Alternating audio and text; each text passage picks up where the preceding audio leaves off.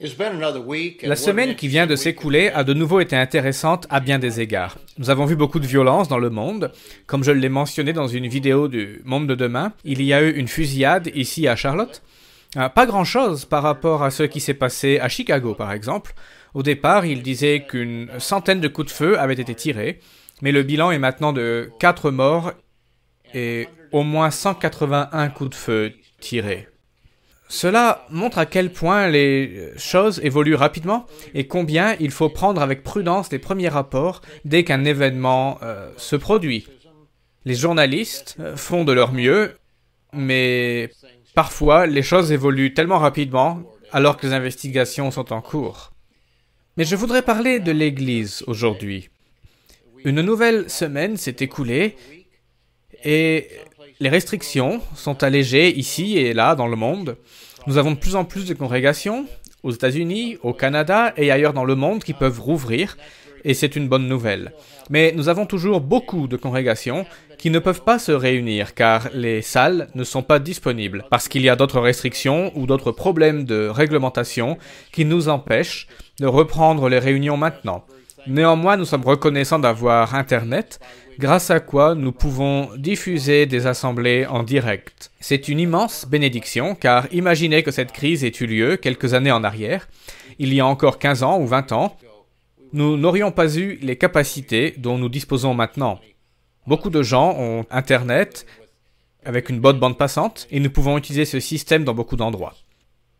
Ce samedi, nous aurons une transmission mondiale et nous espérons que vous serez en mesure de vous connecter.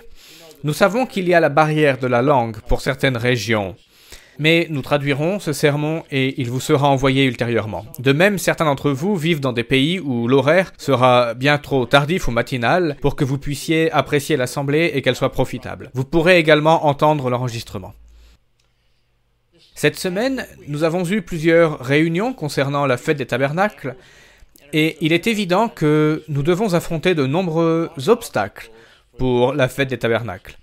La plupart des lieux, des sites sont maintenant prêts. Nous confirmons beaucoup d'autres sites dans le monde, mais nous sommes encore face à de nombreux défis. Dans certaines régions, nous ne trouvons même pas d'interlocuteur. Vous n'arrivez même pas à joindre quelqu'un à qui parler au sujet de la location d'une salle que nous avons parfois déjà réservée et pour laquelle nous avons un contrat. Mais ils ne veulent même pas discuter tant que les restrictions gouvernementales ne sont pas levées. Plusieurs sites à travers le monde, mais également ici, en Amérique, nous ajoutent ainsi des obstacles supplémentaires.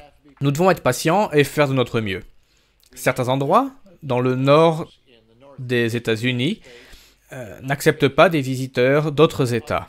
Si vous voyagez en voiture avec une plaque de la Caroline du Nord ou du Sud, vers New York ou le Connecticut ou le New Hampshire, vous n'êtes même pas autorisé à entrer dans ces États. Et nous savons que des situations similaires ont lieu ailleurs dans le monde, dans cette phase transitoire. Parfois, il est facile de voir les choses depuis notre propre perspective.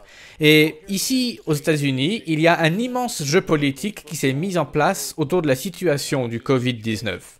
Mais je voudrais encourager tous nos membres à faire preuve de prudence et à ne pas prendre parti dans une direction ou une autre. Car le monde entier affronte la même situation et chaque pays gère la situation d'une manière différente. Dans certains cas, ils partent dans une direction avant de faire volte-face en fonction des nouvelles informations disponibles. Nous devons donc être extrêmement prudents en disant par exemple que tout cela n'est pas très grave, que c'est un simple rhume, ou bien aller à l'autre extrême et dire que tout le monde va finir par en mourir. La vérité n'est dans aucun de ces extrêmes. Et il y a beaucoup de personnes très intelligentes qui disposent de beaucoup plus d'informations que nous et qui pourtant ont beaucoup de mal à discerner quelle est la meilleure chose à faire. Il est très facile de se laisser entraîner dans la politique et je vous encourage juste à être patient, à être calme à ce sujet et à reconnaître que ce n'est pas seulement un problème américain pour ceux qui vivent ici, ou un problème anglais pour nos membres britanniques, ou en Afrique du Sud, ou n'importe où ailleurs.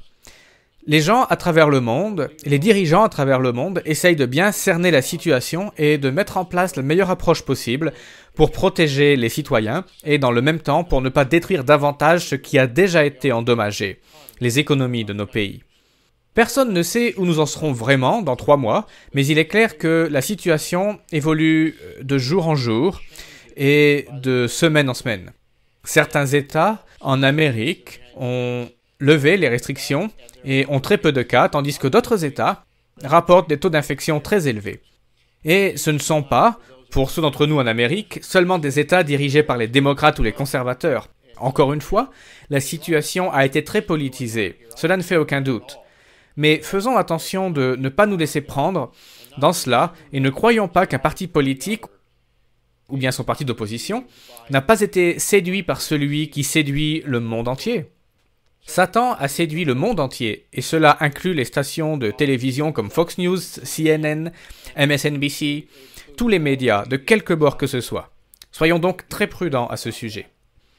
Les préparatifs avancent à grands pas, comme je l'ai dit, et nous en sommes très heureux. À partir de ce week-end, dès dimanche, beaucoup d'entre vous pourront commencer à réserver leur logement.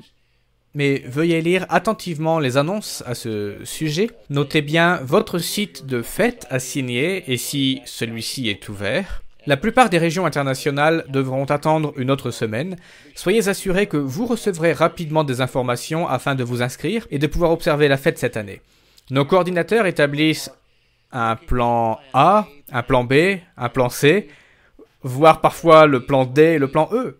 Par exemple, en Europe, il y a de nombreux pays, mais seulement 3 sites de fête qui se trouvent en France, un autre au Royaume-Uni et ensuite en Irlande. Et si vous habitez en Belgique, si vous habitez aux Pays-Bas, ou bien en Allemagne, si vous habitez en France, où que vous habitiez, il pourrait y avoir des difficultés dans certains pays, car certains pays peuvent fermer ou ferment leurs frontières. Nos coordinateurs de la fête doivent être flexibles, et c'est le mot adapté aux circonstances, flexible. Il semble que notre plan d'organiser la fête avec des sites locaux et plus petits, fonctionne relativement bien à présent. Cela nous donne assurément plus d'options pour gérer la fête. C'est ce à quoi nous travaillons. Nous attendons le sabbat avec impatience. J'espère que vous vous portez bien. Nous avons des rapports au sujet de quelques membres ici et là qui ont contracté ce virus. Heureusement, nous n'entendons pas parler de beaucoup de situations sévères, mais plusieurs membres sont tombés gravement malades suite au Covid-19.